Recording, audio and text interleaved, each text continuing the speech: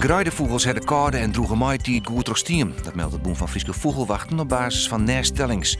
Ik al rond de natuur begint dit hier haast om mannen achter. Toch hebben de gruidevogels die vertraging in de man daarna goed maken. Het BVB neemt de stabilisering van de gruidevogels staan hoopvol. De Stigas, de controlerende instantie voor het skimmaatje van donksilo's, heeft het Grienerjocht doen van een nieuwe methode van het reiniging van de silo's. Wij hebben wie van de morgen een test van die methode. Daarbij we de silo maar een spuitskim maken en hoe geen mensen meer de silo in. Op de Frankfurter Boegmesse heeft een tal buitenlandse uitjouwers belangstelling toont voor oerzettings van Frieske boeken.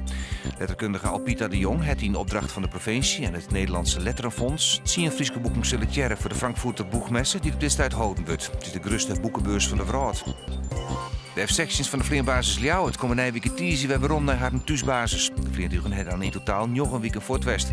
De F-sections moesten natuurlijk verhuizen naar Volkel en Eindhoven, omdat onder andere de startbanenstelsel op de Vleenbasis vernijd worden moest. Vanwaar die 16 oktober al wordt er wegfly. Joen en vannacht reinerig waar. Na de eerste wind is in het waardgebied nog het wordt nog een graden. Morgen kilwaar, het is bewolkt en het ruin bedienen stevig. De temperatuur komt op 12 graden en er stiert een krachtige eerste wind.